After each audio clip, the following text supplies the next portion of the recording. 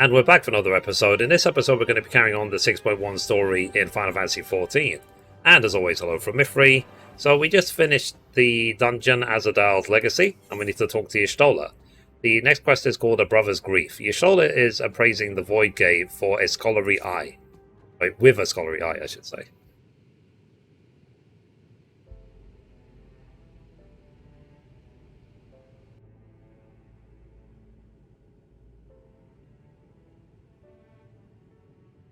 I must admit, I am deathly curious to know how a Void Gate came to be hidden in the depths of these ruins.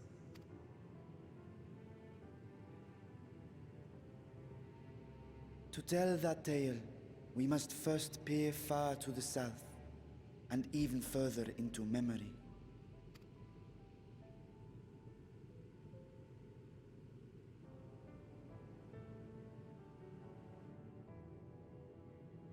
An age 5 millennia passed when the Algan Empire sent an invading force to the shores of Merasidia.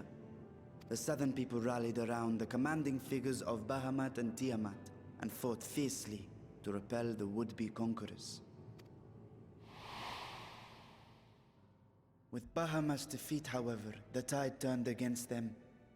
Desperate to seize any advantage, the Mercidians resorted to summoning primal entities.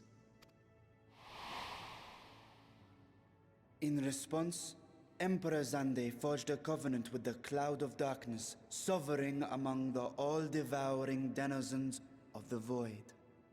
Thus bolstered by icons on one side and Voidsent on the other, the two armies clashed in a battle of unspeakable carnage. So much death, so much loss.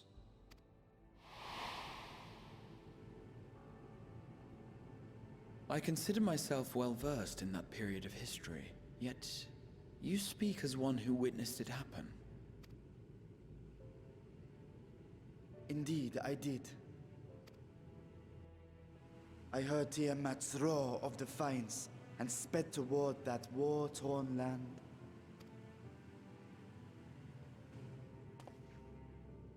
Along with my sibling, Ashdaya.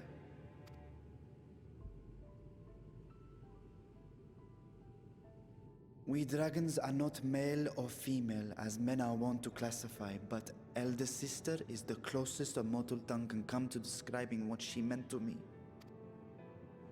I was the last of our brood to hatch, and Ashdaya cared for me where my sire could not.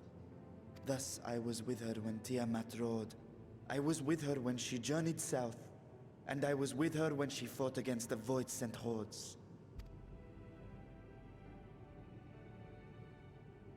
Yet no matter how many of their vile fiends we cast down, more rose from the abyss to take their place. Faced with an unwinnable war of attrition, Ashdaya risked her all on a final gamble. She plunged through the Void Gate itself to strike at the root of their strength.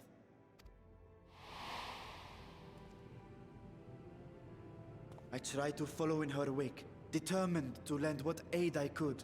But even as I came upon Alag's glittering tower, I saw the rift close behind her. And Ashdaya has been lost to us ever since. I find I must retract my earlier claim of historical knowledge. Nowhere in the Crystal Tower's archives did I see mention of such noble sacrifice. That does not surprise me. To Allagan eyes, it must have seemed as if a lone dragon, driven to madness, simply dove through the gate and did not return. For my part, I spent long years searching for the means to reunite with Ashdaya. Until I could search no more. Until Allag was dust, and the art to open a void gate large enough to accommodate a dragon forever lost. Yet you have the beginnings of a gate right here, under the control of a harnessed device. My discovery came before Radzat was founded. Though I scoured the lands for a method to cross the rift, it was beneath the sea that I chanced to find a natural planar fissure. It was, however, far too narrow to admit a worm's bulk. Only after our city rose upon the rock, and I could enlist the aid of our talented alchemists, did matters take a favorable turn. Their dedication was beyond reproach. Tirelessly, they worked to expand the fissure, and after decades of toil, it finally grew to a size that a child might pass through.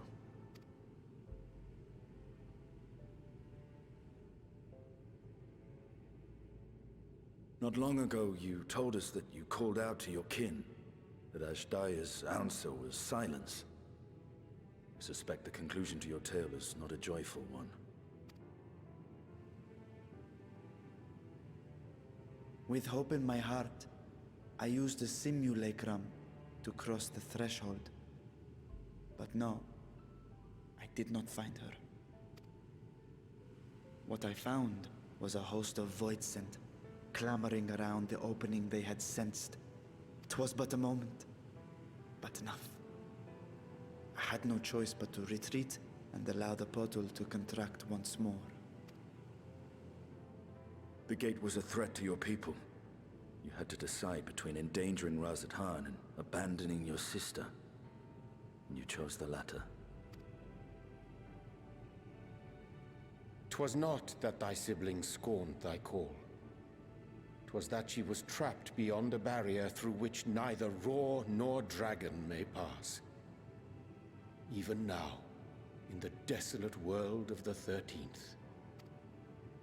I can scarce imagine your pain, yet it was wise not to linger in that place. Too long a sojourn, and even a being of your power risks being warped into a creature of the void. You've seen this phenomenon before, when we stepped into the darkness. I thought a time would come. I remember when Nero turned purple.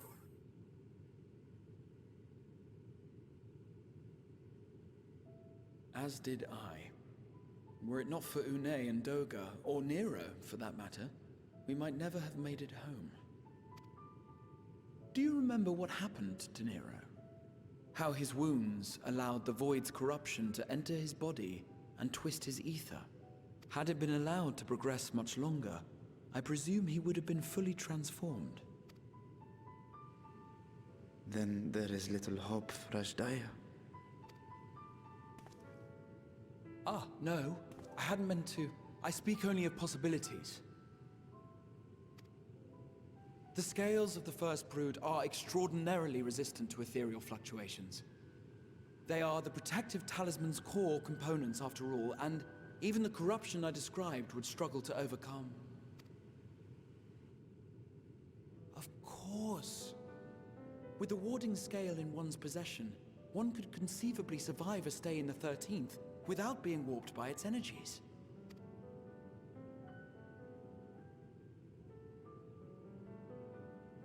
Be that as it may, it is too late to rescue my sister. 5,000 years too late.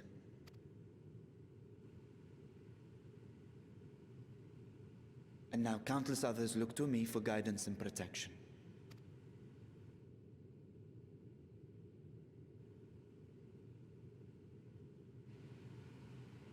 Wonder if it would be like the Quantic Realm in the Marvel movies, where time travels differently in the void. Intruders in the ruins, I came only to ensure that the gate remained closed. That, and to secure the treasure, of course.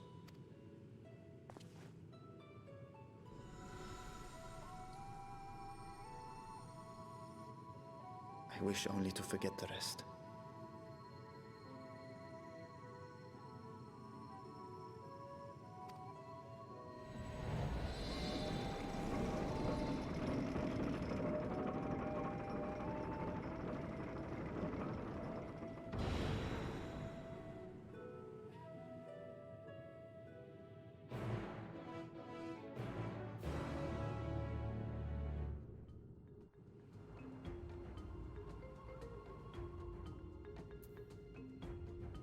Okay, let's talk to Y'shtola.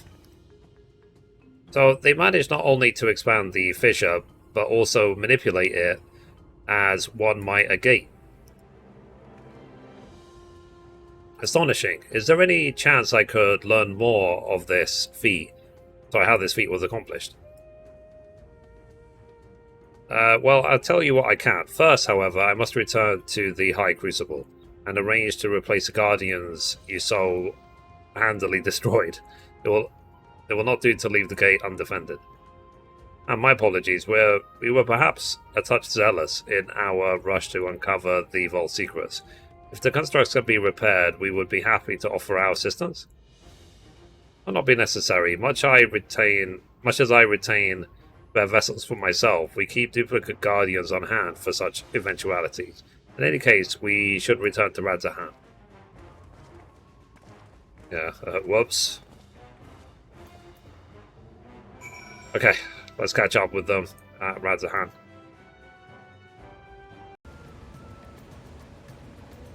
Okay, so we caught up with them back at Radzahan, so let's talk to him.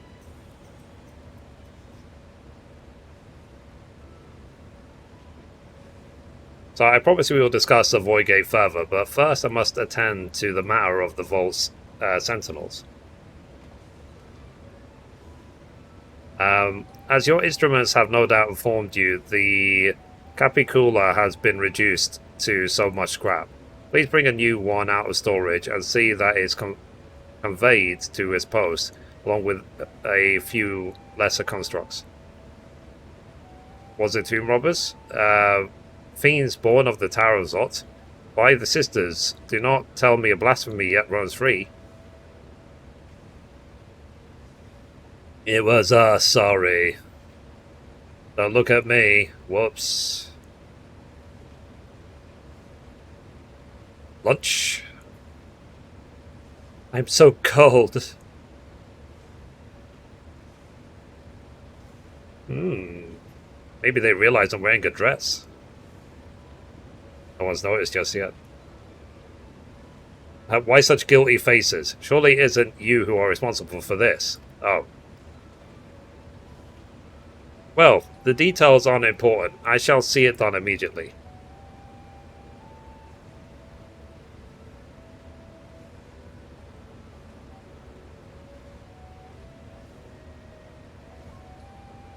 And with that, the vault will soon be secure once more. I believe you had questions? Quite a few, in fact. First question, why is Yuyanji wearing a dress? Second one, I'd like to begin with the gate itself. It's still functional, yes? Indeed, which is why I saw it sealed with an alchemically forged lock and warded it with my magics. Such power must not fall into the wrong hands.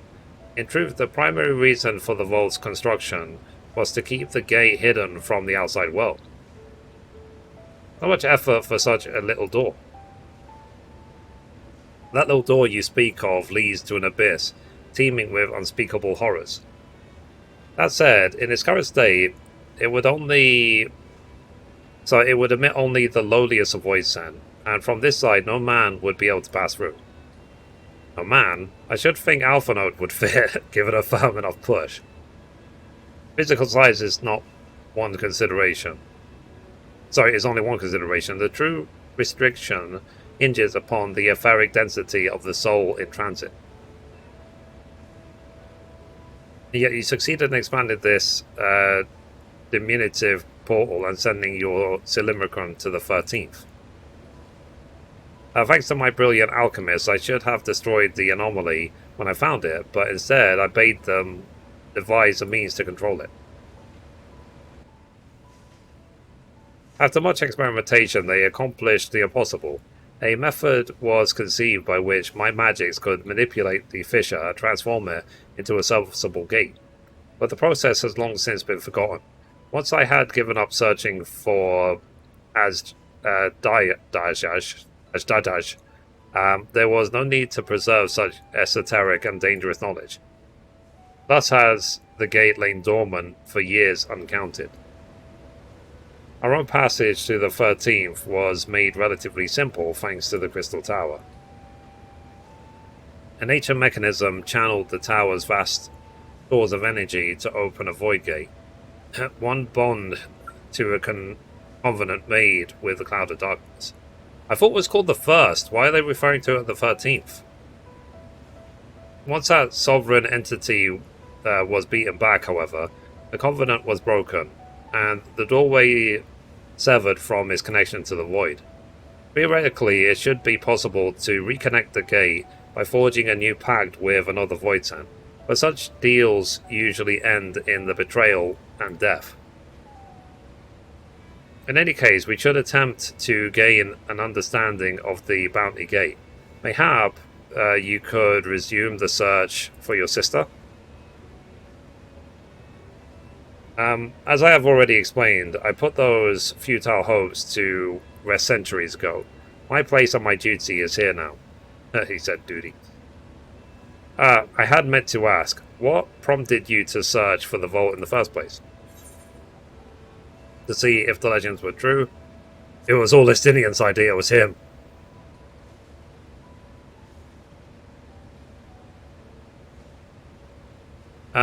As you have seen, the fabulous wealth from the stories is quite real, if not its rumoured origin. But I'm afraid I must assert a prior claim. I've been adding to the trove for years, little by little, but the time has come to spend it that I might alleviate my people's sufferings. Then we are of one mind. We have had no intention of taking it for ourselves. Isn't that right, my friend? Yeah, I've got Gil. I don't need more.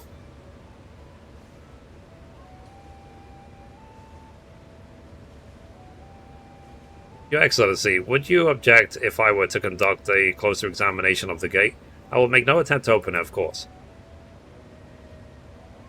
I owe you and yours a debt that can never be repaid. Whatever boon you ask of me, you shall have it. You are most gracious. I shall take full advantage of your permission. Would that I could join thee in thy study, but the Loperites will be anxious to receive my report. I beg my leave of you. And I must be off to Charlian as well. Mistress Quile was eager to speak with you about that request, so please come back to the Annex as soon as you are able. Farewell for now.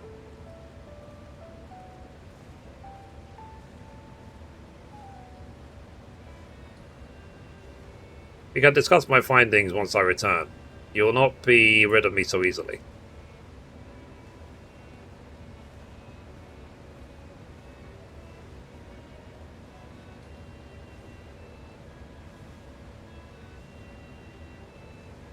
You may now undertake the Chronicles of a New Era quest series, Myths of the Realm. Okay. But now, let's talk to him. The difficult part in all of this will be deciding how best to put these riches to use. Will you lend me your assistance in these deliberations? Sure. Thank you, Mithrie. Mithrie and I are in this together. I follow her example.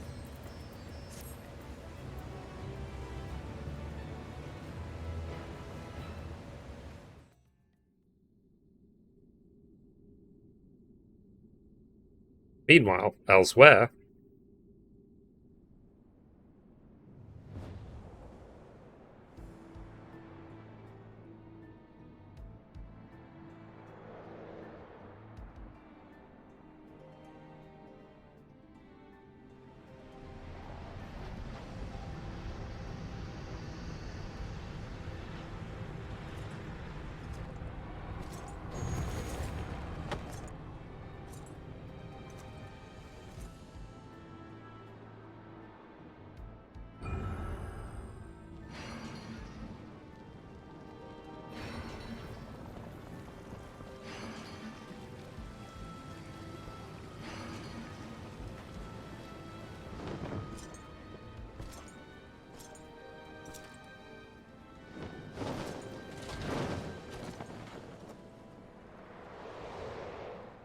Who's this supposed to be?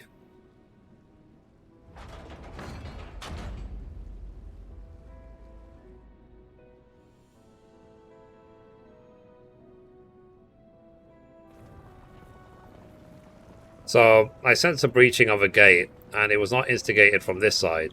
It was thrown up from another. I too felt it, a rare occurrence, yes, but such a tiny portal is beneath our notice. There are more pressing matters at hand. An opportunity is upon us, the coming of which we have awaited for nigh on 10,000 years. We dare not let it slip our grasp.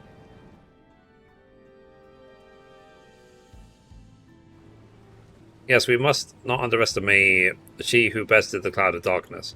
Even restrained by a covenant, the cloud was no feeble wisp to be dispersed by some flesh and blood mortal.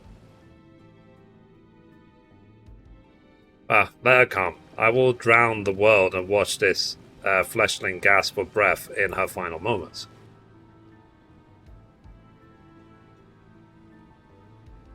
Your knight in black. Wow. Your zeal is admirable, but forget not our cause. Think back on our struggles beneath this sunless sky. Remember why we seed, not our light, will to fight. It's time we set the war in motion and win redemption for our star.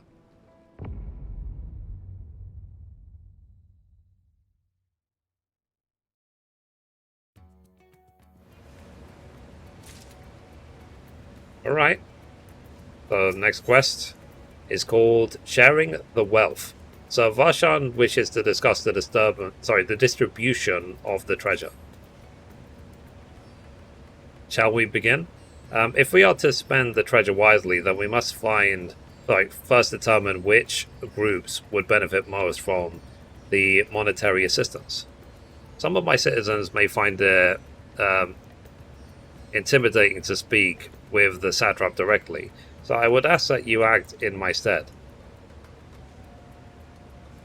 Mithrie, you are to visit Akyali and Yedulmad. Speak with Matsya and his people and listen to their grievances.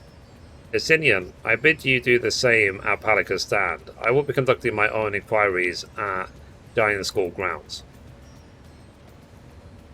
Once you believe that you have ascertained the needs of the populace, we can reconvene at Meghaduta.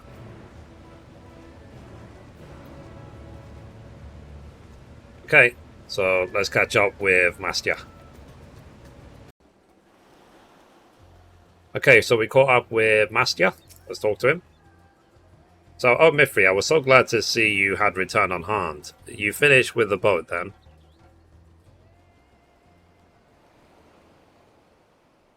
Anything the village desperately needs? Well, I suppose Kalzal's loss hit us the hardest. I've been trying to find buyers for my fish, but although I sell a few here and there, they're so much more difficult than it was before. Everyone's still struggling to rebuild their lives. For now, we've just been banding together as best we can. Okay, let's speak with the locals. But not... Oh, wow, they're actually in the other town. Okay. Let's go.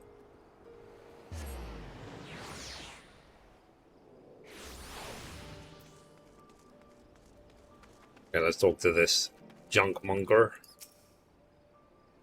So, greetings and welcome, traveller. If this is your first visit to Favnir, then you must try my special Amra Lassi. Its refreshing zest cannot be beat. What could be such a wonder cost, you wonder? Normally I part with 3 bottles for the generous price of 19,800 gil, but for you I'm willing to go as low as 10,000. You'd be practically stealing from me. I am not Estinian. Estinian? Whose is... you're the one who was with that spear-toting fellow. Well, you can hardly blame a man for trying.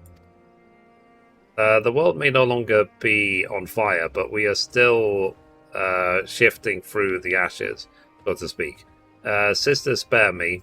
We might as well have that ugly tower back for the scant few travelers we see these days. I myself barely have the coin to buy at local prices. I tell you, if I didn't charge the odd adventurer a small fortune for afternoon tea, I'd be scavenging for scraps in the street. Fair enough. Okay, where's the next one? Right over there. Let's go.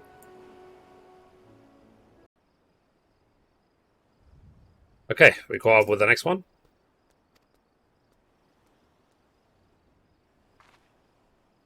So how fares the port? Well, it's in shambles, isn't it?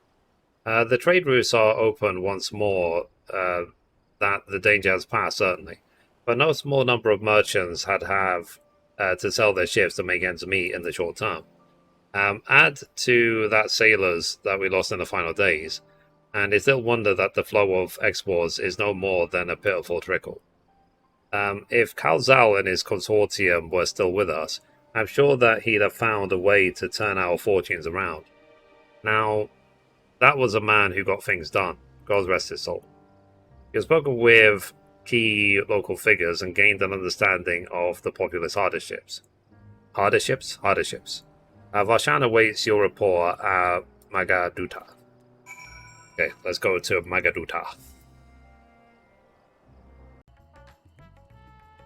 Okay, we caught up with Varshan. Let's talk to him.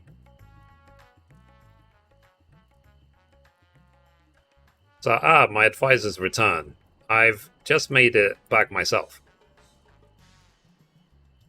Why do you retain this vessel now that your true form is known?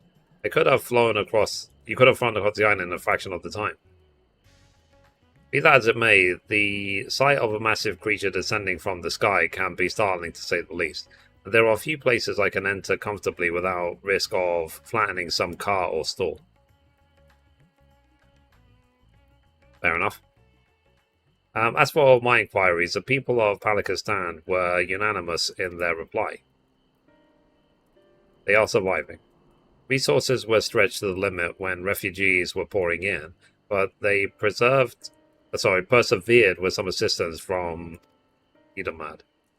From what I understand, they have always been an independent community, hunters and foragers and the like, and I was assured that the jungle provides for their needs, for the most part.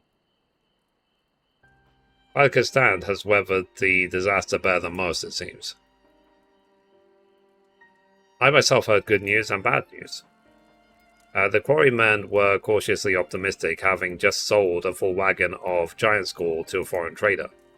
But such visitors are few and far between compared to our best years. The weight of stone leaving Favnir has been light indeed. Our nation is small and isolated, its prosperity dependent on a steady stream of exports. You must identify any obstacles to the flow of trade, so we may begin working to remove them. Tell me, what did you learn in Akiali and Yidolmad?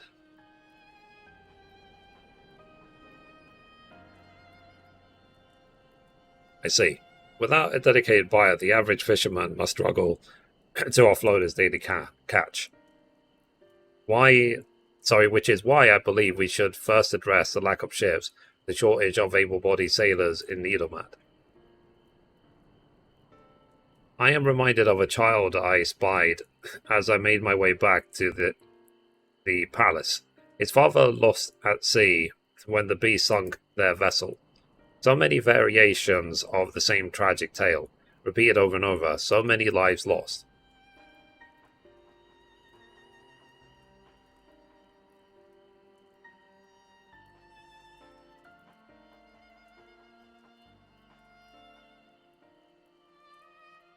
Enough grief to drown in if we let ourselves be overcome.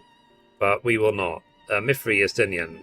I will consider the perceptives you brought me and devise a plan to help my people confront this adversity. Come, I would like you to be in attendance when I announce the proposal to my assembled functionaries.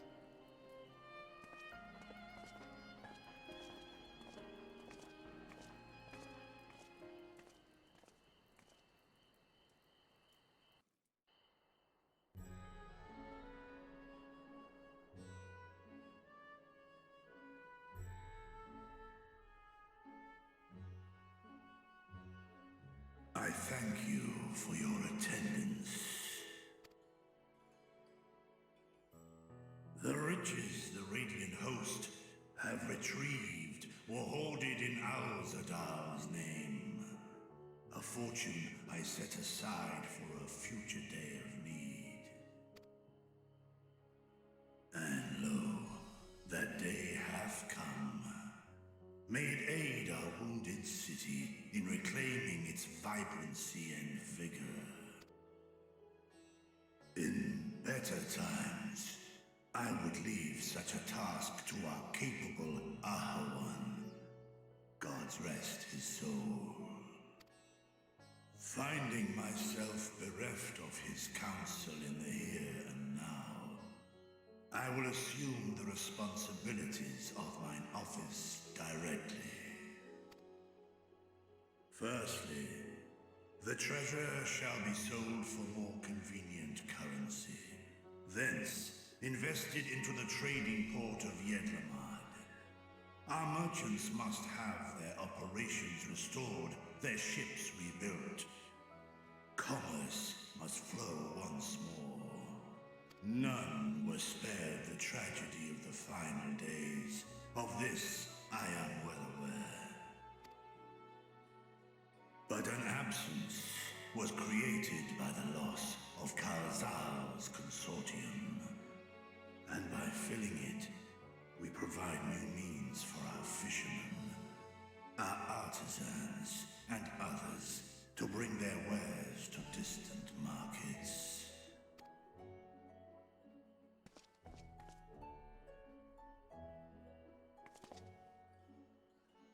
And what of the children who were left without family to care for them? That is a concern which weigheth heavily upon my mind. A simple gift of coin will soon be exhausted, leaving these young souls adrift on the fringes of our society. Nay, a proper solution is needed, one which doth guarantee their welfare for years to come. Thou hast surely seen how other nations rise to meet this challenge, adventurer. What dost thou deem the wisest course?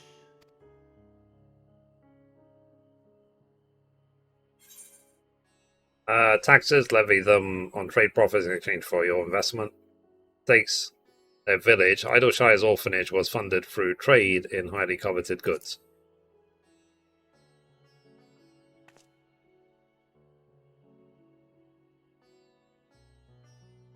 Of course, we can draw on trading profits to build a new institution. Let us put this idea into practice. A contract shall be written, requiring all who receive of Al-Zadal's treasure to commit a portion of their future earnings towards the running of an orphanage.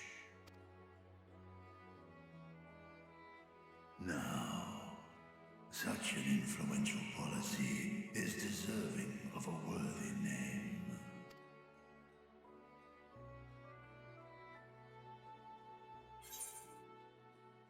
Something with Kazal seems appropriate. Why not honor one of your most successful merchants?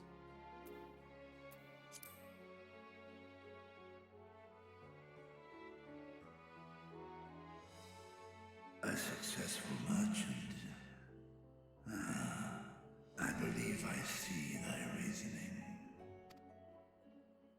Kazal should be remembered, not as the blasphemy which terrorized Thavnair, but as a hard-working and generous man who brought much wealth to our shores. Do any among you object to this proposition? Many here lost loved ones to the beasts. In that time of strife, any one of us could have broken. Any one of us may have been taken by despair. When I think of Kalzal, I feel no hatred. Only a stinging regret that we could not save him as well. Isn't that right, men? Yarr. This bodes well for that boy. Mirad, was it? Perhaps he can cut ties with that shady peddler. Then let it be done. Henceforth, this initiative shall be known as the Kalzal Foundation. Nabdeen, thou art to assemble a patrol and ensure that no child in this city liveth in squalor.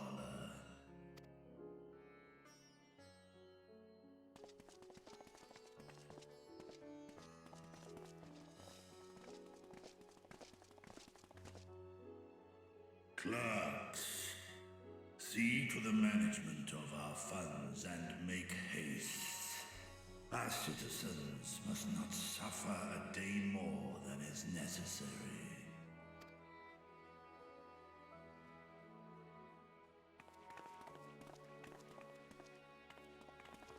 Dragon and man, side by side in pursuit of a brighter morrow. I'm reminded of Ishgard.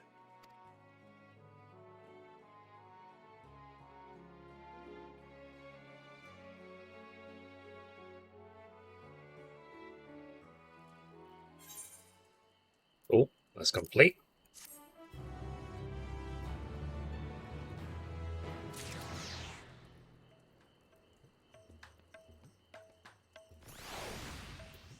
Alrighty. So, anyway, guys, that's it for this episode. Thank you for watching, and as always, goodbye from me, and goodbye from Mithrie. Bye, guys.